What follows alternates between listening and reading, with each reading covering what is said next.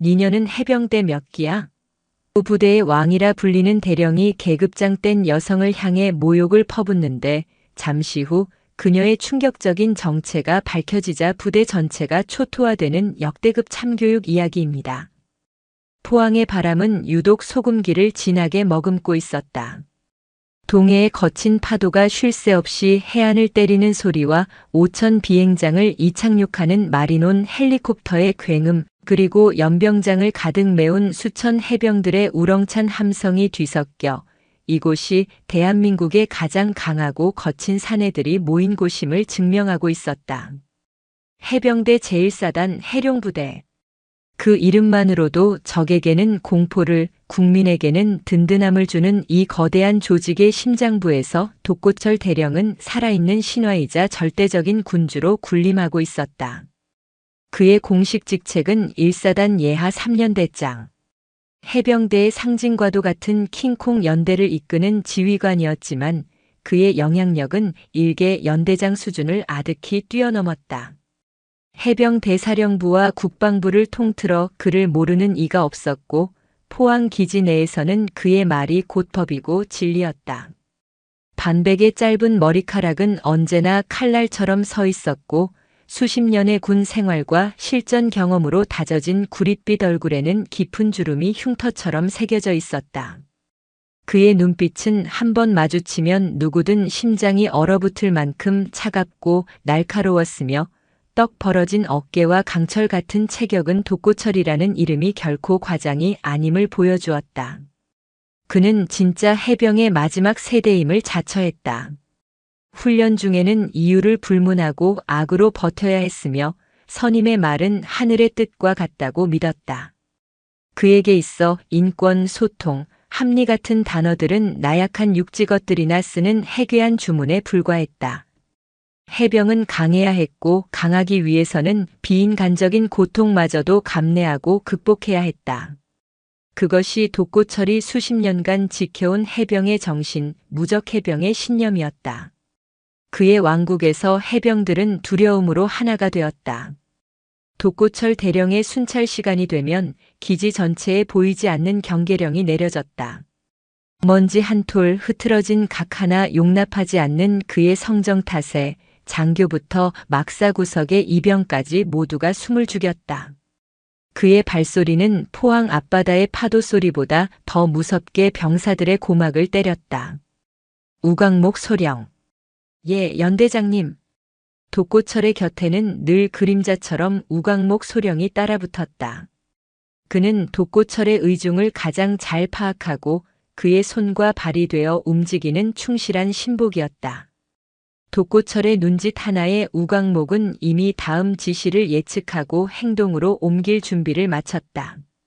오늘 아침 구보 상태가 영 마음에 안 들어. 애들 군합발 소리에서 악이 빠졌어. 정신이 해이해졌다는 증거야. 시정하겠습니다. 즉시 대대장들에게 전달하여 오후에 완전 무장 구보를 추가로 실시하도록 하겠습니다. 짧은 대답이었지만 그 안에는 만족감이 서려 있었다. 독고철은 자신의 이런 방식이 부대를 강하게 만든다고 확신했다. 나약한 소리를 하는 놈들은 해병이 될 자격이 없었다. 그는 자신의 연대가 1사단 내에서, 아니 해병대 전체에서 가장 군기가 빠르고 전투력이 강하다고 자부했다. 그리고 그 자부심의 근원은 바로 자신, 독고철이라는 존재였다. 그의 권위는 단순히 부대 내의 군기에만 국한되지 않았다. 군수, 인사, 보급까지 그의 손길이 닿지 않는 곳이 없었다. 포항 지역의 군납업체들은 사령관보다 독고철 대령에게 먼저 줄을 댔고 해병대 내 주요 보직으로 진급하려는 후배 장교들은 그에게 충성을 맹세하기 위해 밤낮으로 그의 관사를 찾았다. 그는 자신만의 인맥과 카르텔을 구축하여 해병 대사령부의 공식적인 지휘 체계를 무력화시키는 거대한 성을 쌓아 올렸다.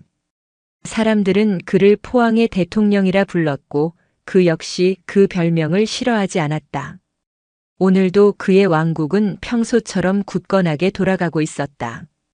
연병장에서는 해병들이 쩌렁쩌렁한 목소리로 군가를 부르며 O와 열을 맞추고 있었고 수성 사격장에서는 K9 자주포의 포성이 대지를 뒤흔들었다. 모든 것이 독고철의 통제 아래 그의 의지대로 움직이고 있었다. 바로 그때 그의 왕국에 누구도 예상치 못한 이방인이 발을 들였다. 사령부에서 신임 사령관이 부임한다는 소식은 이미 며칠 전부터 기지 전체에 퍼져 있었다. 모두가 어떤 인물이 올지 궁금해했지만 독고철은 크게 신경 쓰지 않았다. 누가 오든 이곳 포항의 실질적인 주인은 자신이라는 사실은 변하지 않을 터였다. 사령관은 그저 김포에 앉아 서류나 뒤적이는 행정가일 뿐 실질적인 해병대의 힘은 이곳 포항 1사단 그리고 자신의 3년대에서 나온다고 믿었다. 그는 늘 그래왔듯 새로운 사령관에게도 자신의 존재감을 확실히 각인시켜 길들일 생각이었다. 웬 놈들이냐? 독고철의 매서운 눈이 연병장 한쪽 구석을 향했다. 훈련 중인 병사들을 지켜보는 2명의 인형이 있었다. 한 명은 젊은 중령이었고 다른 한 명은 그보다 나이가 조금 더 있어 보이는 사람이었다. 그런데 복장이 이상했다. 계급장도 부대 마크도 없는 민무늬 전투복. 언뜻 보기에는 이제 막 훈련소에 들어온 훈련병 같기도 했고 군무원 같기도 했다. 하지만 그들의 시선은 단순한 구경꾼의 그것이 아니었다. 날카롭고 분석적인 눈빛으로 병사들의 동작 하나하나, 장비 상태, 지휘관의 통솔 방식까지 뜯어보고 있었다. 우소령 가서 누군지 알아봐. 어느 부대 소속인데 허락도 없이 남의 연대 훈련장을 기웃거리는 거지. 예, 알겠습니다. 우광목 소령이 막 발걸음을 떼려는 순간 독고철이 손을 들어 그를 막았다. 아니다. 내가 직접 가봐야겠다. 요즘 애들 정신 상태가 어떤지 보아하니 저런 외부인들 앞에서 본보기를 한번 보여줄 필요가 있겠어. 독고철의 입가에 잔혹한 미소가 걸렸다. 그는 자신의 권위를 과시하고 감히 자신의 영역을 침범한 자들에게 공포를 심어주는 것을 즐겼다. 성큼성큼 땅이 울리는 듯한 걸음으로 그는 2 사람에게 다가갔다. 그의 등장은 연병장의 공기를 순식간에 바꾸어 놓았다. 훈련에 집중하던 병사들의 동작은 더욱 커졌고 그들의 눈에는 공포와 경외가 동시에 어렸다. 낯선 2 사람은 독고철이 다가오는 것을 보았지만 피하지 않았다. 오히려 그 자리에 꼿꼿이 서서 그를 마주했다.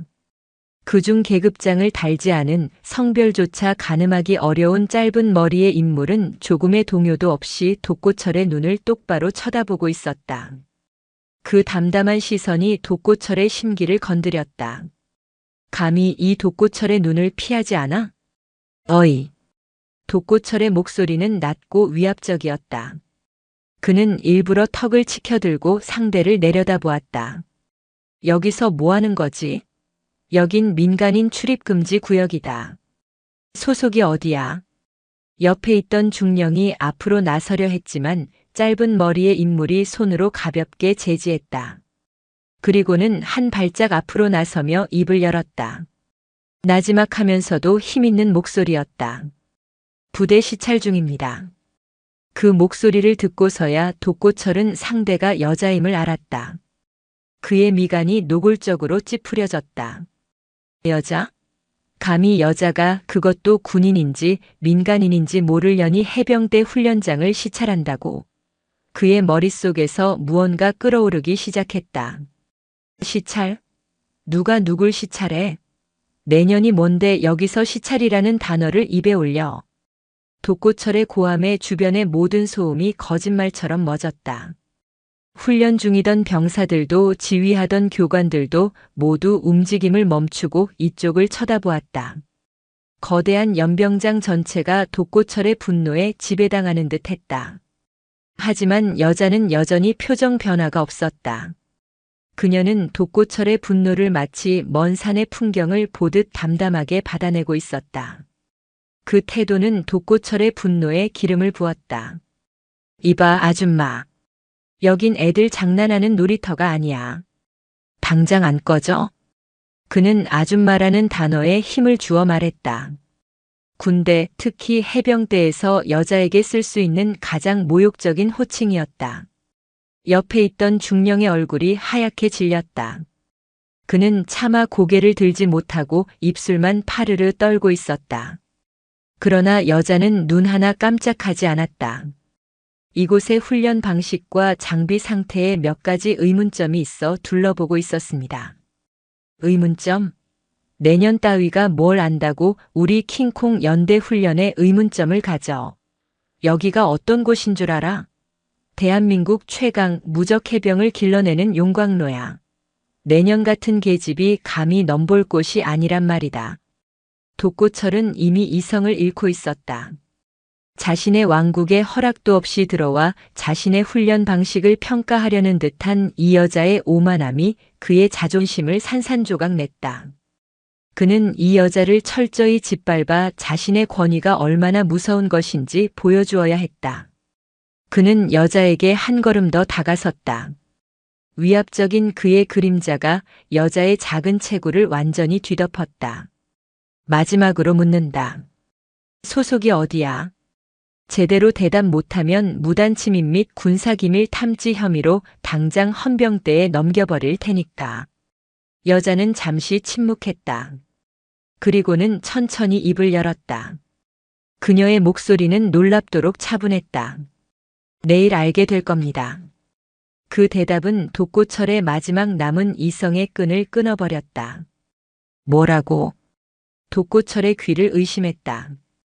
방금 저 계집의 입에서 나온 말이 무엇이었던가? 내일 알게 될 겁니다. 그것은 단순한 대답이 아니었다. 명백한 조롱이자 자신의 권위에 대한 정면 도전이었다. 감히 이 독고철 앞에서 수천의 해병들이 지켜보는 이 연병장 한복판에서 정체불명의 계집 하나가 자신을 상대로 미래를 기약하는 듯한 말을 내뱉었다. 독고철의 얼굴 근육이 경련을 일으키며 뒤틀렸다.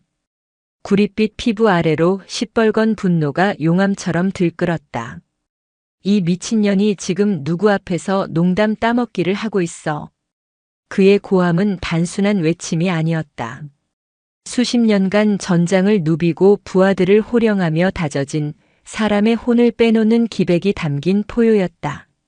주변에 있던 젊은 해병들은 저도 모르게 몸을 움츠렸다. 우광목 소령은 안색이 새하얗게 변해 어쩔 줄 몰라 했고 여자를 수행하던 젊은 중령은 금방이라도 쓰러질 듯 위태로워 보였다. 그러나 포효의 중심에 선 여자는 달랐다. 그녀는 미동도 하지 않았다. 거센 폭풍우 속의 등대처럼 그녀는 흔들림 없이 그 자리에 서서 독고철의 불타는 눈을 마주하고 있었다. 그 꺾이지 않는 시선. 그것은 독고철이 지금껏 단 한 번도 경험해보지 못한 종류의 것이었다. 두려움도 굴복도 심지어 분노나 증오조차 담겨있지 않은 그저 맑고 깊어서 그 끝을 알 수 없는 심연과 같은 눈빛이었다.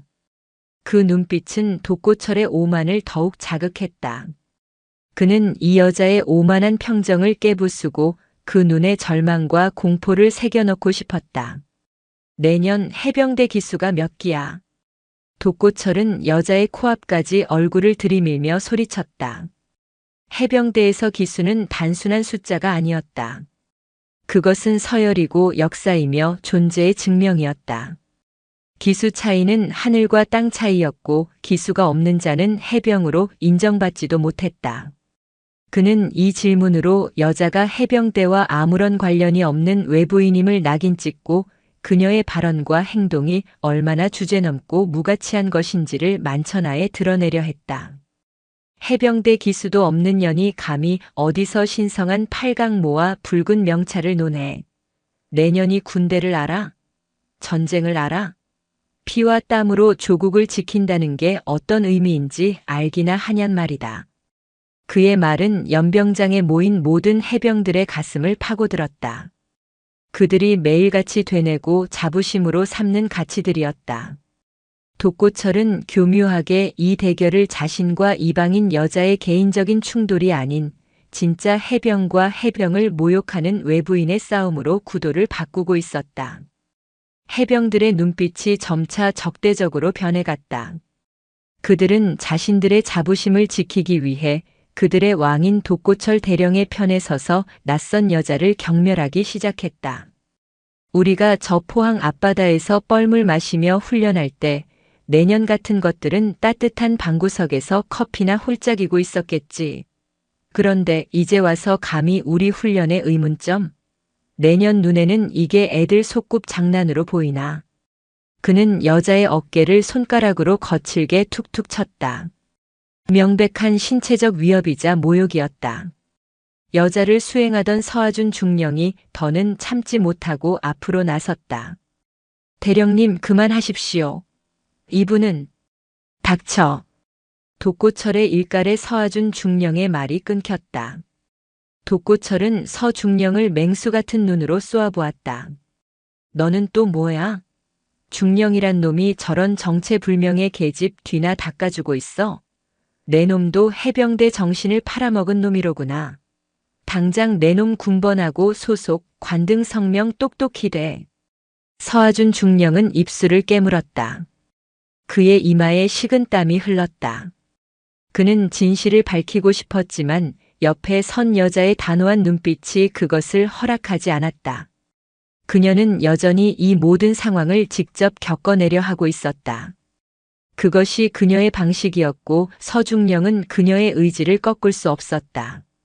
대답 못해? 좋아. 내 놈은 전현이랑 같이 헌병대로 가서 조사받으면 될 일이다. 우소령. 예, 연대장님.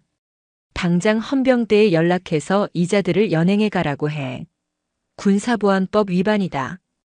우광목 소령이 거수 경례를 붙이고 허리에 찬 무전기를 잡으려는 순간이었다. 잠깐만요. 여자의 목소리가 다시 연병장에 울렸다. 이번에도 그녀의 목소리는 떨림 하나 없이 차분했다. 그녀는 자신을 삿대질하던 독고철의 손가락을 쳐다보지도 않고 여전히 그의 눈을 응시하며 말했다. 제가 이곳을 둘러본 것은 이곳 해병들의 안위가 걱정되었기 때문입니다. 뭐? 아니? 인연이 끝까지 헛소리를 하는구나. 방금 전 실시된 IBS 훈련에서 보트 한쪽의 공기압이 눈에 띄게 낮아 보였습니다. 저 상태로 기습적인 파도를 만나면 전복될 위험이 큽니다. 그리고 저쪽에서 정비 중인 KA-AV 상륙 돌격 장갑차는 보기에도 심각할 정도로 노후화되었습니다.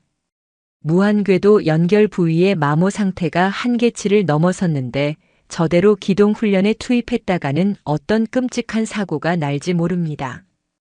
여자의 말은 정확하고 구체적이었다. 그녀는 단순히 겉모습만 훑어본 것이 아니었다. 짧은 시간 동안 훈련의 핵심적인 문제점과 잠재적인 위험 요소를 전문가의 눈으로 정확히 꿰뚫어 본 것이었다. 독고철은 순간 할 말을 잃었다. 그녀가 지적한 내용은 사실이었다. IBS 보트의 공기압 문제나 장갑차의 노후화는 그 역시 알고 있었지만 대수롭지 않게 여겼던 부분이었다. 해병은 장비 탓을 하는 나약한 존재가 아니며 그런 악조건을 악으로 극복하는 것이 진짜 해병이라고 생각했기 때문이었다.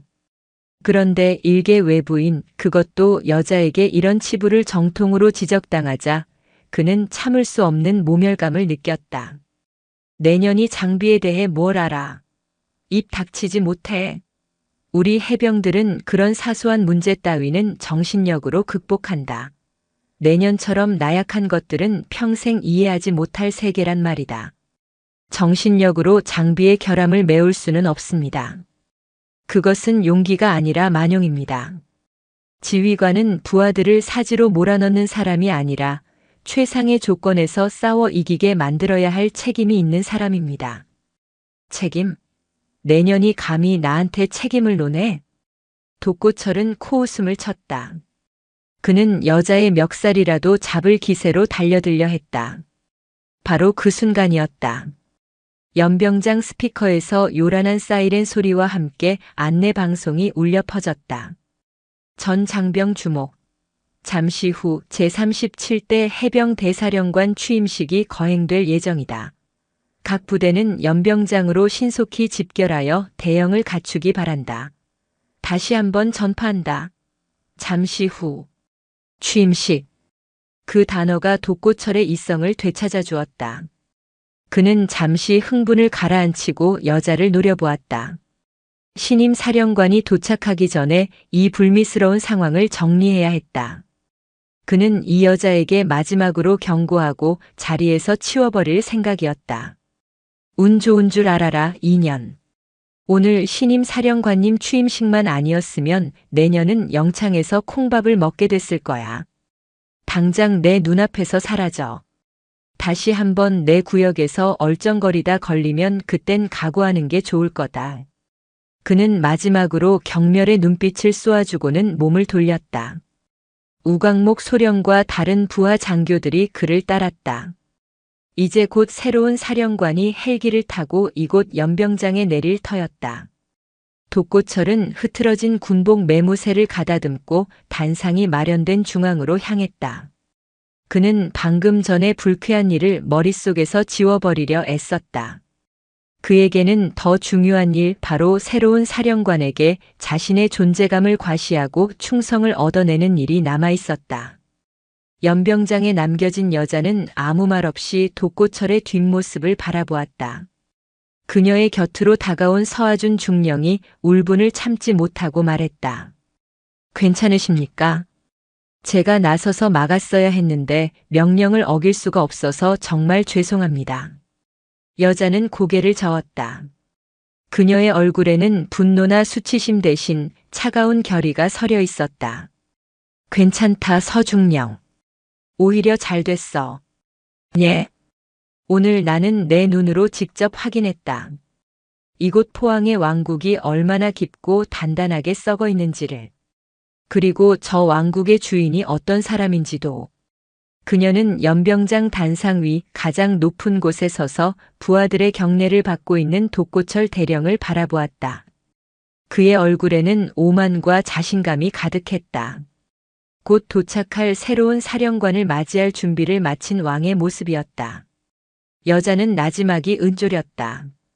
이제 저 낡고 부서진 왕국을 해체할 시간이다. 그녀의 눈빛이 그 어느 때보다 차갑고 강렬하게 빛났다. 그녀는 더 이상 그 자리에 머무르지 않았다. 서하준 중령을 이끌고 그녀는 단상 뒤편 귀빈들이 대기하는 장소로 조용히 발걸음을 옮겼다. 그녀가 가야 할 곳은 바로 그곳이었다.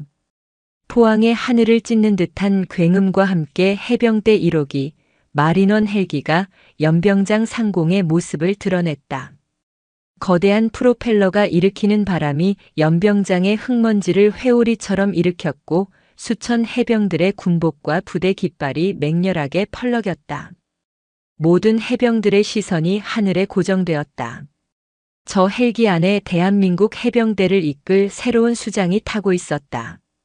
단상 가장 앞줄에 서 있던 독고철 대령은 짐짓 근엄한 표정을 지으며 헬기를 올려다보았다. 그의 머릿속은 복잡했다. 신임 사령관은 과연 어떤 인물일까? 국방부 쪽에서 내려온 육군 출신의 낙하산일까? 아니면 해병대 내의 특정 파벌에 속한 인물일까? 누가 오든 상관없었다. 그는 이곳 포항에서 자신의 철옹성을 더욱 굳건히 지켜낼 자신이 있었다.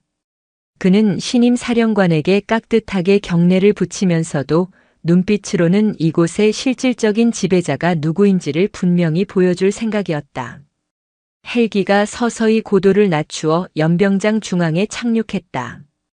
엔진이 잦아들고 바람이 멎자 숨막히는 정적이 흘렀다. 의장대장의 우렁찬 구령과 함께 문이 열렸다. 모두가 숨을 죽이고 새로운 사령관의 등장을 기다렸다. 그런데 헬기에서 내린 사람은 뜻밖의 인물이었다. 사령관의 부관으로 보이는 젊은 장교 한 명뿐이었다. 그는 단상으로 달려와 해병대 1사단장에게 무언가를 속삭였다. 사단장의 얼굴에 당혹스러운 표정이 스쳐 지나갔다. 이내 그는 마이크를 잡고 연병장을 향해 외쳤다. 주목. 신임 사령관께서는 제반 사정으로 먼저 도착하시어 현재 단상 뒤편에서 대기 중이시다. 지금 바로 신임 사령관님을 이 자리로 모시겠다. 장병들 사이에서 작은 웅성거림이 일었다. 독고철 역시 미간을 찌푸렸다. 먼저 도착했다니? 어떤 의전도 보고도 없이? 해병대의 심장부인 1사단의 사령관이 방문하는데 아무도 몰랐다는 것은 상식적으로 이해할 수 없는 일이었다. 그의 마음속에 불길한 예감이 싹 텄다. 사단장의 안내에 따라 단상 뒤편에서 한 인물이 걸어 나왔다.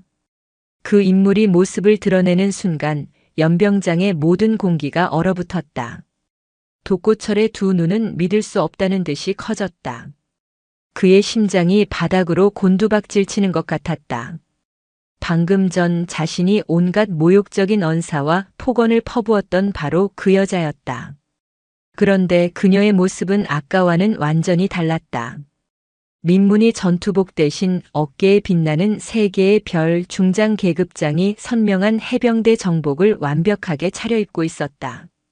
흐트러짐 없는 자세와 위험 있는 걸음걸이, 그리고 모든 것을 꿰뚫어 보는 듯한 깊은 눈빛은 그녀가 단순한 여군 장교가 아님을, 감히 범접할 수 없는 존재임을 온몸으로 말해주고 있었다.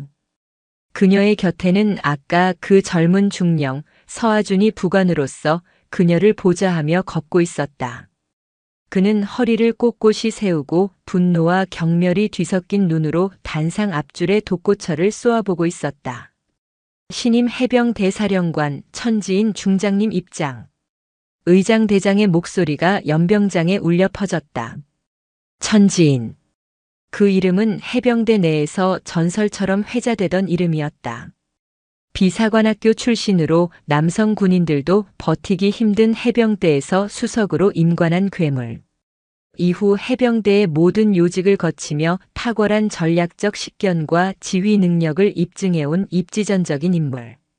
특히 정보 및 작전 분야에서는 타의 추종을 불허하는 천재로 알려져 있었다.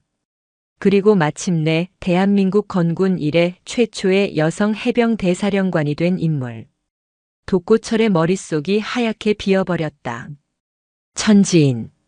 그 전설의 인물이 여자라는 것은 알고 있었지만 그 얼굴을 직접 본 적은 없었다. 그런데 그 전설이 새로운 사령관이 바로 자신이 미친년 아줌마라고 불렀던 그 여자라니. 온몸에 피가 역류하는 듯한 충격과 함께 등줄기에서 식은땀이 폭포수처럼 흘러내렸다. 천지인 사령관은 단상 중앙으로 걸어 나와 수천의 해병들을 천천히 둘러보았다. 그녀의 시선이 머무는 곳마다 해병들은 저도 모르게 더욱 굳어졌다. 마침내 그녀의 시선이 독고철에게 닿았다. 그녀의 눈에는 어떤 감정도 담겨 있지 않았다. 분노도 조롱도 아니었다. 그저 무심하고 투명한 시선. 하지만 독고철에게는 그 시선이 수백 개의 칼날이 되어 심장을 찌르는 것처럼 느껴졌다. 그는 차마 그녀의 눈을 마주하지 못하고 고개를 숙였다. 아까의 오만하고 위압적이던 포항의 왕은 온데간데 없었다. 그는 지금 사형 선고를 기다리는 죄인일 뿐이었다. 전체 사령관께 대하여 경례. 필승. 수천 해병들의 경례 구호가 포항 하늘을 뒤덮었다. 천지인 사령관은 늠름하게 거수 경례를 받았다. 그리고 천천히 연설을 위해 마이크 앞으로 다가섰다. 모두가 그녀의 입을 주목했다. 그녀가 어떤 말로 자신의 시대를 열 것인가.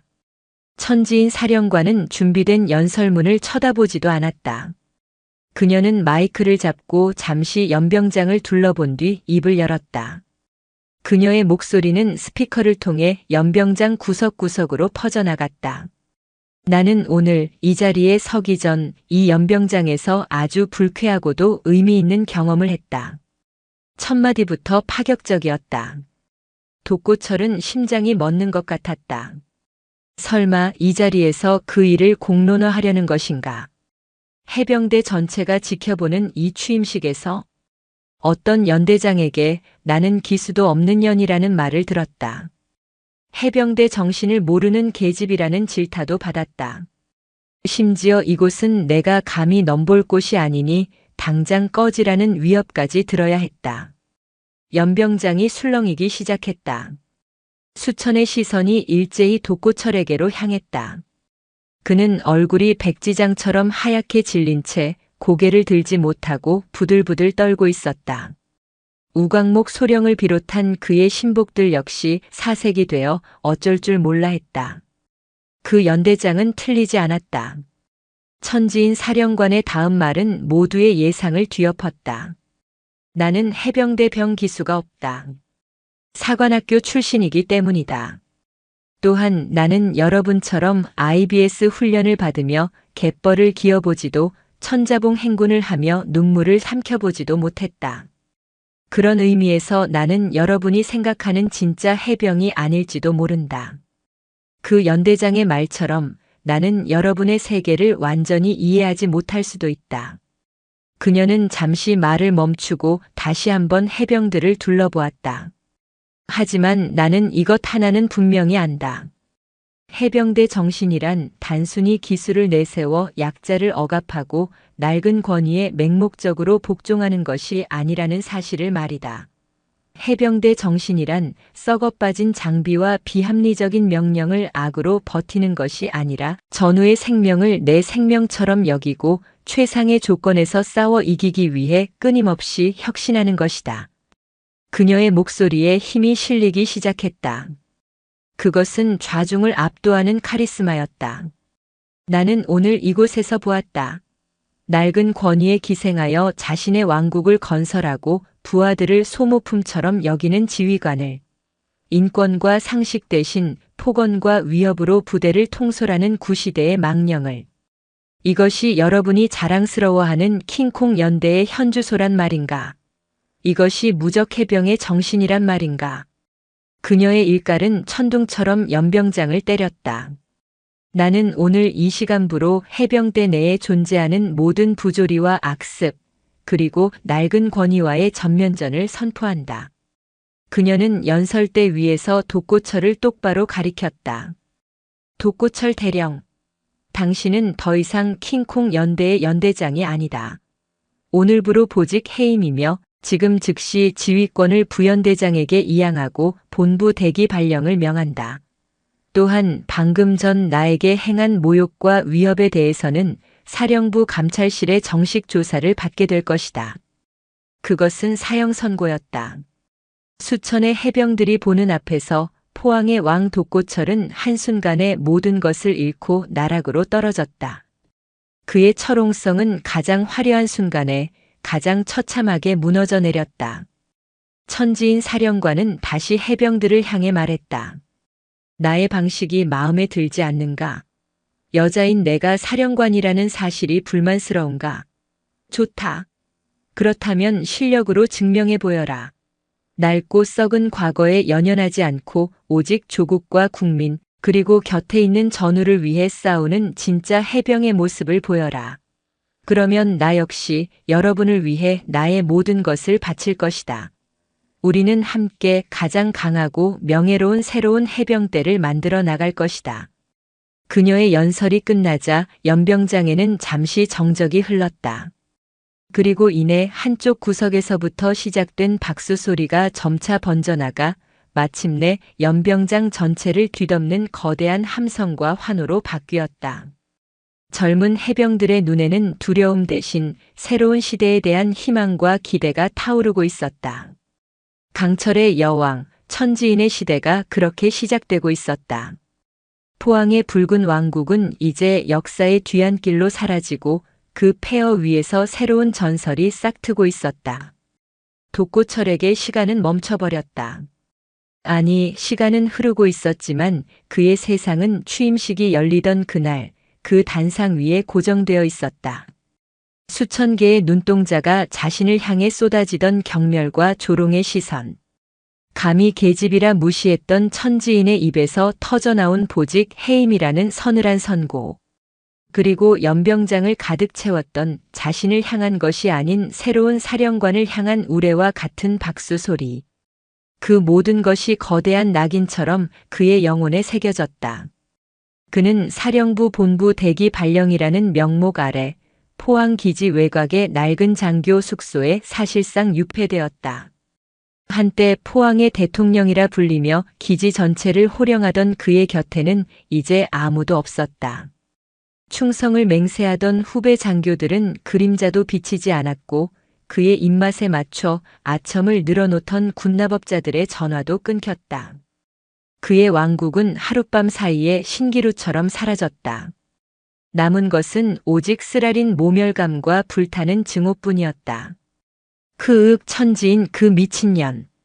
밤마다 그는 홀로 술을 마시며 치를 떨었다. 술잔에 비친 자신의 모습은 더 이상 강철 같은 킹콩 연대장이 아니었다. 그저 모든 것을 잃고 이빨 빠진 늙은 호랑이일 뿐이었다. 그는 인정할 수 없었다. 수십 년간 피와 땀으로 쌓아 올린 자신의 모든 것이 고작 여자 하나 때문에 이렇게 허무하게 무너졌다는 사실을. 이대로 끝낼 순 없어 절대로. 그의 눈에 도끼가 다시 서리기 시작했다. 그는 패배자가 아니었다. 그는 독고철이었다. 이대로 주저앉아 역사의 패배자로 기록될 수는 없었다. 그는 반격을 준비해야 했다. 천지인 그 오만한 계집을 끌어내리고 자신의 명예를 되찾아야만 했다. 며칠간의 칩거 끝에 그는 은밀하게 움직이기 시작했다. 그의 첫 번째 접선 대상은 당연히 그의 충견 우광목 소령이었다. 독고철의 몰락과 함께 한직으로 밀려나 있던 우광목은 옛 주인의 부름에 한달음에 달려왔다. 연대장님. 우광목은 수척해진 독고철의 모습을 보며 눈시울을 붉혔다. 앉아라. 독고철의 목소리는 예전처럼 우렁차지 않았지만 그 안에 담긴 냉기는 더욱 섬뜩했다. 그는 우광목에게 술잔을 채워주며 나지막이 말했다. 광목아, 내가 이대로 끝날 것 같으냐? 아닙니다. 연대장님께서는 해병대에 살아있는 전설이십니다. 일시적인 시련일 뿐입니다. 그래, 시련이지. 그리고 시련은 극복하라고 있는 것이다. 독고철의 눈이 번뜩였다. 그는 본격적으로 자신의 계획을 털어놓기 시작했다. 천지인 그년이 가장 먼저 하려는 게 뭘까? 뻔하지. 해병대 전체를 자기 입맛대로 뜯어고치려 할 거다. 인권이니 소통이니 하는 가짜는 소리를 해대면서 해병대의 악과 깡을 모두 빼놓겠지. 그걸 막아야 한다. 하지만 사령관의 권한이 막강합니다. 우리 힘만으로는 안 되지. 독고철의 입가에 비릿한 미소가 걸렸다. 해병대에는 나 독고철의 방식에 동의하는 진짜 해병들이 아직 많이 남아있다. 그리고 비단 해병대뿐만이 아니야. 그는 손가락으로 하늘을 가리켰다. 저 위 합동참모본부와 국방부에도 진짜 군인들은 살아있다. 천지인처럼 책상에 앉아 서류만 뒤적이던 것들이 아니라 나와 함께 피 튀기는 훈련을 하고 전장에서 생사를 함께했던 전우들이 말이다. 그의 말이 끝나기 무섭게 숙소의 문을 누군가 두드렸다. 우광목이 긴장한 채 문을 열자 그곳에는 독고철과 비슷한 연배의 그러나 훨씬 더 높은 계급장을 단 장군 한 명이 서 있었다. 합동참모본부 작전본부장 손병규 중장이었다. 그는 해병대 출신으로 독고철과는 사관학교 동기이자 막역한 사이였다. 오랜만이군, 독고. 손병규 중장은 방 안에 들어서자마자 독고철의 어깨를 두드리며 말했다. 그의 얼굴에는 안타까움과 분노가 뒤섞여 있었다. 꼴이 말이 아니구만. 계집 하나 때문에 영웅이 이렇게 구석에 처박히다니. 해병대 전체의 수치다. 손 장군까지 직접 행차해 주시다니 고맙네. 고맙긴. 자네 일은 곧 내 일이고 우리 해병대의 일이야. 손병규 중장의 합류로 독고철의 반격 계획은 구체적인 힘을 얻기 시작했다. 그들은 밤늦도록 술잔을 기울이며 천지인을 실각시킬 음모를 꾸몄다. 그들의 계획은 단순하고도 치명적이었다. 천지인의 능력에 근본적인 의문을 제기하게 만드는 것. 그녀가 아무리 개혁을 외치고 인기를 얻는다 한들 군 지휘관으로서의 가장 중요한 능력, 즉 작전 지휘 능력이 부족하다는 것을 만천하에 증명해 보인다면 그녀의 모든 권위는 모래성처럼 무너져 내릴 것이었다. 기회가 곧 올 걸세. 손병규 중장이 낮은 목소리로 말했다. 곧 연례적으로 실시되는 대규모 한미연합 상륙훈련이 있어. 진홍의 삼지창 훈련 말일세. 이번 훈련은 신임 사령관의 지휘 능력을 검증하는 첫 번째 시험대가 될 거야. 언론과 국회, 심지어 청와대까지 모두가 주목하는 훈련이지. 독고철의 눈이 이글거렸다. 진홍의 삼지창. 해병대의 모든 전력을 동원하여 가상의 적 해안에 상륙하는 해병대의 존재 이유를 증명하는 가장 크고 중요한 훈련이었다. 그 훈련을 그래. 처참하게 실패하게 만드는 걸세. 손병규 중장의 목소리는 뱀처럼 차가웠다. 내가 합참작전본부장으로서 훈련 계획 전반에 관여할 수 있네. 훈련 지역의 기상정보, 적의 예상 배치에 대한 첩보 이런 것들을 조금씩만 비틀어주는 거지. 예를 들면 겉보기에는 완벽한 상륙 지점이지만 실제로는 수중에 암초가 가득하거나 썰물 때 거대한 갯벌이 드러나는 곳으로 상륙을 유도하는 거야. 우광목 소령은 등골이 서늘해지는 것을 느꼈다. 이것은 단순한 권력 다툼이 아니었다.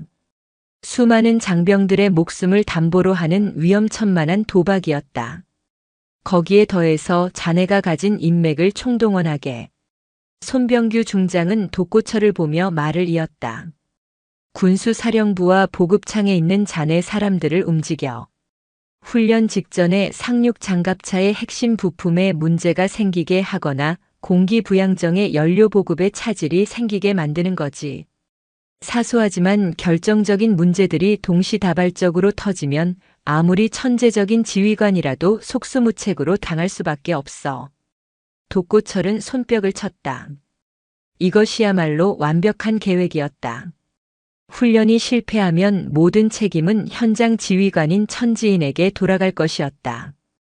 여성 지휘관의 한계, 실전 경험 없는 책상 물림의 무능이라는 비난이 빗발칠 테고 그녀를 임명한 국방부와 청와대까지 정치적 부담을 안게 될 터였다. 그렇게 되면 그녀는 스스로 물러나거나 혹은 경질될 수밖에 없었다. 좋아. 아주 좋아. 독고철의 얼굴에 오랜만에 활기가 돌았다. 그는 다시 포항의 왕으로 돌아가고 있었다. 비록 지금은 어두운 골방에 숨어 음모를 꾸미는 신세였지만 그는 머지않아 다시 양지로 나가 자신의 왕국을 되찾을 수 있으리라 확신했다. 우광목. 예, 연대 아니 대령님. 지금 즉시 내가 적어주는 명단을 찾아가. 내 말이 곧 법이라는 사실을 아직 잊지 않은 놈들이다. 그들에게 전해라. 사냥을 시작할 시간이라고. 사냥감은 해병대의 명예를 더럽힌 교활한 아묘우 한 마리라고 말이다. 그의 목소리에는 서슬퍼런 살기가 가득했다. 무너진 왕은 복수를 위해 자신의 성에 남아있던 마지막 병사들을 긁어 모으기 시작했다. 보이지 않는 전장에서 거대한 폭풍이 조용히 잉태되고 있었다. 천지인 사령관은 아직 그 폭풍의 존재를 알지 못했다. 천지인 사령관의 취임 이후 해병 대사령부는 그야말로 격변의 중심에 서 있었다. 그녀는 취임사에서 약속했던 대로 해병대 내에 뿌리 깊게 박혀있던 낡은 관행과 부조리를 뿌리 뽑기 위한 정풍운동을 강력하게 밀어붙였다. 그 첫 번째 신호탄은 진실의 붉은 명찰이라는 이름의 새로운 소통 창구였다. 이것은 기존의 딱딱하고 형식적인 소원 수리함과는 차원이 다른 시스템이었다. 사령관 직통으로 연결되는 익명의 제보 채널로 스마트폰 앱과 내부 전산망을 통해 언제 어디서든 자신의 고충이나 부당한 처우, 지휘관의 비리 등을 사진이나 영상과 함께 제보할 수 있었다. 제보된 내용은 사령관 직속 감찰실에서 직접 조사했고 사안의 경중에 따라 천지인 사령관이 직접 처리 과정을 챙겼다. 초반의 반응은 냉소적이었다. 어차피 누가 썼는지 다 들통날 텐데 사령관이 병사들 고충까지 신경 쓸 시간이 어디 있겠어라며 대부분의 해병들은 반신반의했다. 수십 년간 이어져 온 불신과 체념의 벽은 생각보다 높았다. 하지만 천지인은 포기하지 않았다. 첫 번째 제보가 접수된 것은 시스템이 도입되고 일주일이 지났을 무렵이었다. 서해 최북단 백령도에서 근무하는 한 해병이 낡아서 물이 새는 생활관 천장 사진과 함께 몇 달째 건의했지만 묵살당하고 있다는 내용을 조심스럽게 올렸다. 천지인은 보고를 받자마자 즉시 행동에 나섰다. 그녀는 다음 날 아침 예고도 없이 직접 헬기를 타고 백령도로 날아갔다. 현장에 도착한 그녀는 해당 부대장을 대동하고 문제의 생활관을 직접 확인했다. 곰팡이가 피고 물이 뚝뚝 떨어지는 처참한 광경에 그녀의 얼굴은 차갑게 굳어졌다. 부대장, 이게 자네 부하들이 잠을 자는 곳인가? 송구합니다, 사령관님. 예산이 부족하여. 예산이 부족한가 아니면 자네의 관심이 부족한 건가? 그녀는 더 이상 부대장과 말을 섞지 않았다. 사령부로 복귀한 그녀는 군수사령부에 직접 전화를 걸어 당장 최고급 방수 자재와 공병 인력을 백령도로 보낼 것을 지시했고 해당 부대장은 직무태만으로 즉시 보직 해임시켰다. 그리고 이 모든 과정과 결과를 진실의 붉은 명찰 게시판에 투명하게 공개했다. 파장은 엄청났다. 사령관이 정말로 움직인다는 사실, 그리고 익명성이 철저하게 보장된다는 것이 증명되자 본물 터지듯 제보가 쏟아지기 시작했다. 선임병의 상습적인 폭언, 간부의 훈련 비품 횡령, 심지어는 오래전 묻힐 뻔했던 의문사 사건에 대한 재조사 요청까지. 천지인은 밤을 새워가며 모든 제보를 직접 읽고 지시를 내렸다. 해병대는 밑바닥부터 조금씩 변하기 시작했다. 병사들의 얼굴에서 두려움과 체념 대신 신뢰와 희망의 빛이 보이기 시작했다. 물론 이러한 변화를 못마땅하게 여기는 세력도 있었다. 독고철과 같은 구시대적 지휘관들은 사령관이 병사들 편만 들어주니 지휘 체계가 무너진다, 군대가 아니라 유치원이 되어간다며 공공연히 불만을 터뜨렸다. 하지만 천지인은 흔들리지 않았다. 강한 군대는 병사들의 희생 위에 세워지는 것이 아니라 병사들에 대한 깊은 신뢰 위에서 만들어진다고 굳게 믿었기 때문이었다. 그러던 중 그녀에게 가장 큰 시험대가 될 진홍의 삼지창 훈련 계획이 하달되었다. 한미연합해병대가 총출동하여 동해안의 가상 적진에 상륙하는 그야말로 해병대의 모든 역량을 총결집하는 대규모 작전이었다. 천지인은 이 훈련을 단순히 성공시키는 것을 넘어 자신의 개혁이 어떻게 전투력 향상으로 이어지는지를 증명해 보일 기회로 삼으려 했다. 그녀는 부관 서하준 중령과 핵심 참모들을 소집하여 밤낮으로 작전 계획을 수립했다.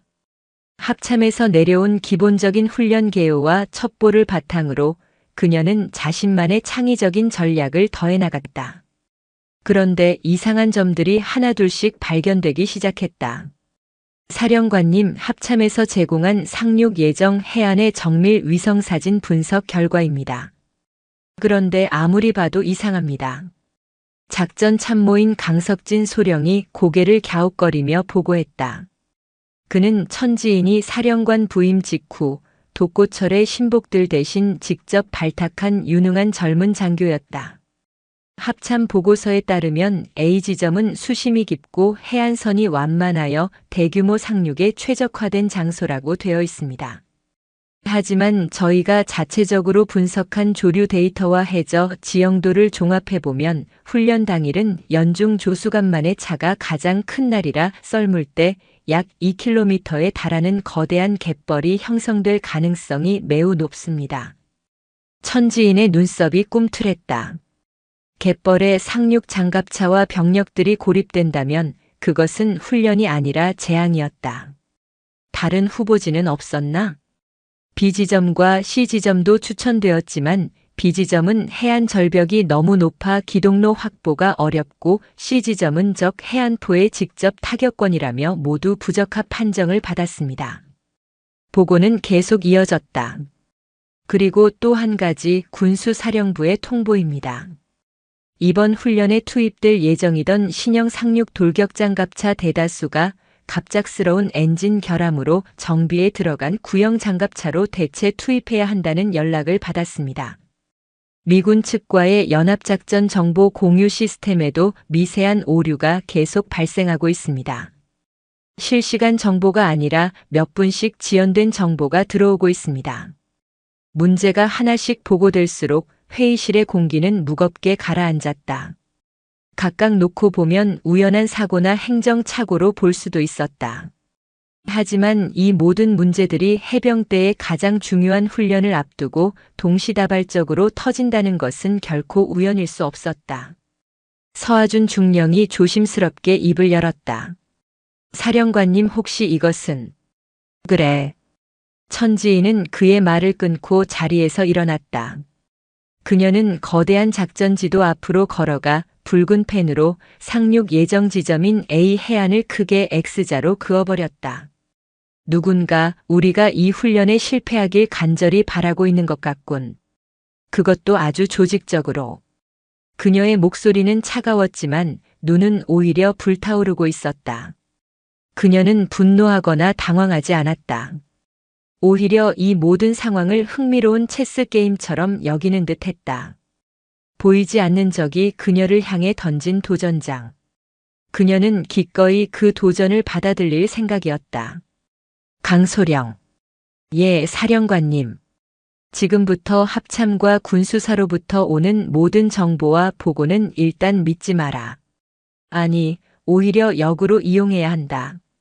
그들이 우리에게 보여주고 싶어하는 정보 뒤에 숨겨진 진짜 진실을 찾아내야 한다. 어떻게 말입니까? 우리에겐 진실의 붉은 명찰이 있지 않나. 천지인의 입가에 의미심장한 미소가 떠올랐다. 지금까지는 병사들의 고충을 듣는 창구로만 사용했지만 이제부터는 우리의 눈과 귀가 되어줄 것이다. 군수창에서 일하는 병사, 정비창에서 근무하는 부사관, 통신실의 통신병. 그들 중 누군가는 분명히 보고 체계 위에서 벌어지는 이상한 일들을 목격했을 것이다. 익명을 보장하고 모든 제보를 최고 등급의 보안으로 처리해라. 진홍의 삼지창 훈련과 관련된 아주 사소한 이상 징후라도 발견되면 즉시 나에게 직접 보고하도록. 그녀는 다시 작전 지도를 돌아보았다. 그리고 서중령. 미 해병대 측 지휘관과 비공식 단독 채널을 개설해라. 공식적인 정보 공유 시스템을 믿을 수 없는 상황이니 우리만의 루트를 만들어야겠다. 진홍의 삼지창 훈련 계획을 전면 재검토한다. 적들이 파놓은 함정으로 기꺼이 걸어 들어가 주지. 단 그 함정을 역으로 이용해 그들의 숨통을 끊어 놓을 것이다. 회의실의 모든 참모들은 숨을 죽이고 그녀를 바라보았다. 그들의 눈에는 더 이상 불안이나 혼란이 없었다. 대신 자신들의 지휘관에 대한 절대적인 신뢰와 함께 보이지 않는 적에 대한 뜨거운 투지가 타오르고 있었다. 보이지 않는 전장에서 천지인은 적의 공격을 감지하고 반격을 준비하기 시작했다. 이 거대한 도박의 판은 이제 그녀의 손에 의해 새롭게 짜여지고 있었다. 디데이. 동해의 새벽은 짙은 해무와 거친 비바람으로 시작되었다. 진홍의 삼지창 훈련을 시작하기에는 최악의 기상 조건이었다. 해병 대사령부 지하 벙커에 위치한 지휘통 제실 CP의 대형 스크린에는 작전 지역의 기상 상황과 함께 상륙을 위해 해상에 대기 중인 한미연합 함대의 모습이 위태롭게 비치고 있었다. 같은 시각 국방부 합동참모본부 지휘통제실, 합참의장과 각 군 참모총장 등 군 수뇌부가 모두 모여 훈련 상황을 지켜보고 있었다. 그들 틈에는 작전본부장 손병규 중장도 있었다. 그의 얼굴에는 긴장감과 함께 감출 수 없는 기대감이 서려 있었다. 그는 슬쩍 옆자리의 해군 참모총장에게 말을 걸었다. 이런 악천 후의 상륙 훈련이라니 천사령관이 너무 무리하는 것 같지 않습니까? 아무리 훈련이라지만 병사들 안전이 최우선인데 말입니다. 그의 말에는 천지인의 경험 부족과 독단을 은근히 비난하는 뉘앙스가 담겨 있었다. 몇몇 장군들이 그의 말에 동조하듯 고개를 끄덕였다. 한편 포항의 낡은 숙소에서는 독고철 대령이 우광목 소령과 함께 지휘통제실에서 빼돌린 실시간 작전 상황판을 뚫어져라 쳐다보고 있었다. 그의 입가에는 승리를 예감하는 미소가 걸려 있었다. 날씨까지 우리를 돕는구나. 저런 바다에 구형 장갑차를 밀어넣겠다니 천지인, 내년의 무덤이 될 것이다. 모든 것이 그들이 짜놓은 각본대로 흘러가고 있었다. 기상 악화, 잘못된 첩보, 낡은 장비. 천지인은 꼼짝없이 그들이 파놓은 함정 속으로 걸어 들어가고 있었다. 사령관님, 예정대로 A 해안으로 상륙 개시 명령을 내리시겠습니까? 사령부 지휘통제실에서 서하준 중령이 물었다. 그의 목소리에는 초조함이 묻어났다. 스크린에 비친 A 해안의 모습은 그야말로 지옥 같았다. 거대한 파도가 해안을 집어삼킬 듯이 몰아치고 있었고 썰물로 인해 예상보다 훨씬 넓은 갯벌이 이미 모습을 드러내고 있었다. 천지인은 말없이 스크린을 응시했다. 그녀의 얼굴은 미동도 없었다. 마치 폭풍의 눈처럼 주변의 모든 혼란과 긴장을 빨아들이며 고요함을 유지하고 있었다. 그녀는 손에 든 무전기를 들고 짧게 명령했다. 계획대로 제1파 상륙 개시. 명령이 떨어지자 상륙모함의 거대한 문이 열리고 상륙 돌격장 갑차 KA-AV들이 포효하며 바다로 뛰어들기 시작했다. 그러나 악천후와 거센 파도 그리고 낡은 장비의 한계는 명백했다. 장갑차 몇 대는 파도에 밀려 기동력을 잃었고 일부는 갯벌에 빠져 허우적거리기 시작했다. 합참 지휘통제실에서는 탄식이 터져나왔다. 이것 봐, 저게 뭔가. 완전히 아수라장이잖아. 상륙 초반부터 병력 손실이 너무 크다. 훈련을 중단시켜야 하는 거 아닌가. 손병규 중장의 입꼬리가 슬며시 올라갔다. 독고철은 자신의 숙소에서 주먹을 불끈 쥐며 환호했다. 걸려들었다. 저 멍청한 년. 이제 끝이다. 모두가 진홍의 삼지창 훈련이 재앙적인 실패로 끝나가고 있다고 확신하는 바로 그 순간이었다. 천지인 사령관은 다시 무전기를 들었다. 그러나 이번에 그녀가 연결한 채널은 제1파 공격대가 아니었다. 전혀 다른 주파수였다. 콘도르, 여기는 마더버드. 둥지를 나설 시간이다. 바람이 가장 강한 곳으로 날아올라라. 그녀의 목소리가 끝나기 무섭게 지휘통제실의 다른 쪽 스크린에 놀라운 광경이 펼쳐졌다. 상륙 지점인 A 해안에서 동쪽으로 약 30km 떨어진 C 해안. 합참 보고서에서 적 해안포의 직접 타격권이라 상륙 절대 불가 판정을 내렸던 바로 그곳이었다. 칠흑 같은 어둠과 비바람을 뚫고 해병대 최정예 부대인 수색대 대원들을 태운 고속단정 아라이비 수십 척이 유령처럼 해안으로 접근하고 있었다. 그들은 레이더망을 피하기 위해 파도보다 낮게 기동하며 소리 없이 움직였다. 합참 지휘통제실의 모두가 경악했다. 저건 뭔가.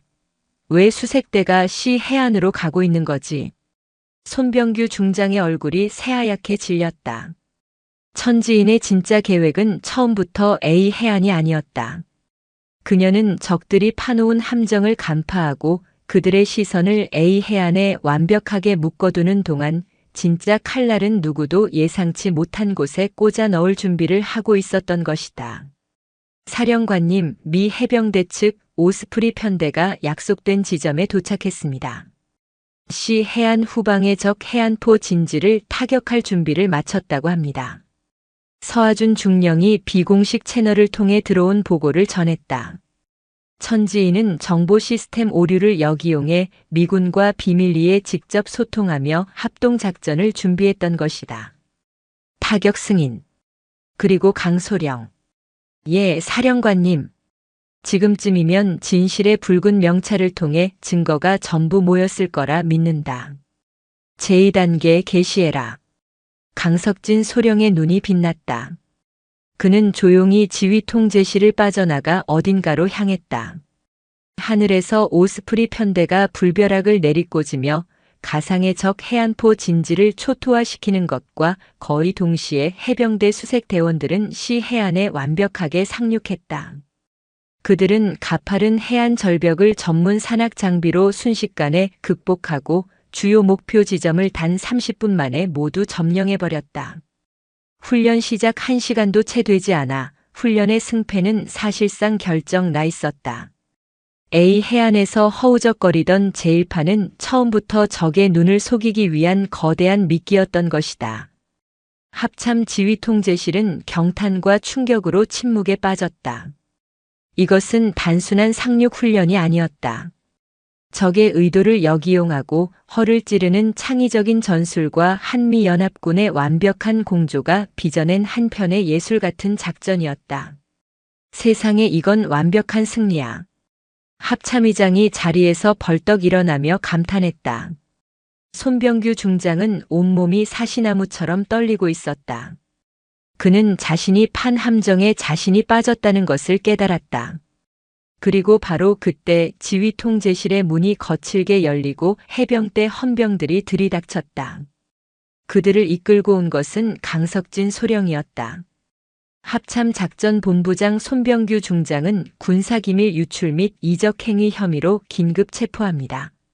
강석진 소령의 외침과 함께 헌병들이 손병규 중장의 양팔을 붙잡았다. 이게 무슨 짓이야? 내가 누군 줄 알고. 당신이 독고철 대령과 공모하여 훈련 첩보를 조작하고 군수품 보급을 방해한 증거는 모두 확보되었습니다. 군수창고의 CCTV, 통신 기록, 그리고 진실의 붉은 명찰을 통해 용기 있는 해병들이 제보해준 수십 개의 내부 고발 자료들입니다. 같은 시각 포항의 낡은 숙소에도 헌병들이 들이닥쳤다. 환호하던 독고철과 우광목은 영문도 모른 채 차가운 수갑을 차야 했다. 모든 상황이 정리된 후 천지인 사령관은 지휘 통제실 스크린을 통해 합참의장에게 승리를 보고했다. 필승. 해병 대사령관 중장 천지인 진홍의 삼지창 훈련 최소의 피해로 완벽하게 임무 완수하였음을 보고합니다. 그녀의 차분한 목소리가 지휘 통제실에 울려 퍼졌다. 그녀는 단순히 훈련에서 승리한 것이 아니었다. 자신을 끌어내리려 했던 거대한 부패 세력과의 보이지 않는 전쟁에서도 완벽한 승리를 거둔 것이었다. 삼지창의 진짜 목표는 가상의 적이 아니라 해병대 내부에 도사리고 있던 진짜 적들의 심장이었다. 진홍의 삼지창 훈련의 결과는 단순한 군사훈련의 성공을 넘어 대한민국 국군 전체를 뒤흔드는 거대한 태풍이 되었다. 신임 여성 해병 대사령관의 천재적인 지휘 능력과 훈련을 방해하고 군을 기만한 반역 세력의 동시 척결이라는 드라마틱한 사건은 모든 언론의 헤드라인을 장식했다. 국민들은 부패한 장군들을 단칼에 베어버린 강철의 여왕, 천지인에게 열광적인 지지를 보냈다. 해병대 내부의 분위기는 완전히 반전되었다. 젊은 해병들은 그녀를 단순한 지휘관이 아닌 자신들을 지켜주고 해병대의 낡은 적폐를 청산해줄 구원자처럼 여기기 시작했다. 진실의 붉은 명찰 게시판은 그녀에 대한 지지와 응원의 글로 넘쳐났다. 그러나 승리의 영광 속에서 천지인은 단 한순간도 긴장의 끈을 놓지 않았다. 그녀는 알고 있었다. 독고철과 손병규는 이 거대한 부패라는 이름의 뱀의 꼬리이거나 기껏해야 몸통의 일부일 뿐이라는 것을. 그들에게 감히 군사훈련을 사보타주할 정도의 대담함을 심어주고 뒤를 봐줄 것이라 확신하게 만든 머리가 분명히 존재했다. 그 머리를 잘라내지 않는 한 제2, 제3의 독고철은 언제든 다시 나타날 터였다. 그녀의 새로운 전쟁터는 차갑고 폐쇄된 군 검찰의 신문실이었다. 먼저 신문대에 오른 것은 우광목 소령이었다. 그는 자신의 눈앞에 펼쳐진 압도적인 증거와 이적 행위라는 죄목이 주는 공포 앞에 완전히 무너져 내렸다. 그는 자신이 아는 모든 것을 울며불며 털어놓았지만 그가 아는 것은 독고철의 지시에 맹목적으로 따랐다는 것뿐, 그 배후에 대해서는 아는 바가 없었다. 다음은 손병규 중장이었다. 합참의 작전본부장이라는 직위까지 올랐던 그는 노련한 늙은 여우였다. 그는 묵비권을 행사하며 변호사 없이는 한마디도 할 수 없다고 버텼다. 하지만 강석진 소령이 이끄는 감찰팀이 확보한 그의 비밀 계좌 내역과 독고철과의 수많은 통화 기록을 들이밀자 그의 방어선도 조금씩 흔들리기 시작했다. 그러나 그 역시 결정적인 윗선에 대해서는 입을 다물었다. 그것을 발설하는 순간 자신뿐만 아니라 자신의 가족까지 위험해질 수 있다는 공포가 그의 입에 재갈을 물렸다. 마지막으로 천지인은 독고철을 직접 마주하기로 결심했다. 그녀가 신문실에 들어서자 수갑을 찬 채 앉아있던 독고철은 이글거리는 눈으로 그녀를 쏘아보았다. 그의 얼굴에는 패배자의 낙담 대신 여전한 오만과 증오가 가득했다. 꼴 좋게 됐군. 계집년 손에 놀아나 이 꼴이 됐으니. 그의 목소리에는 조롱이 가득했다.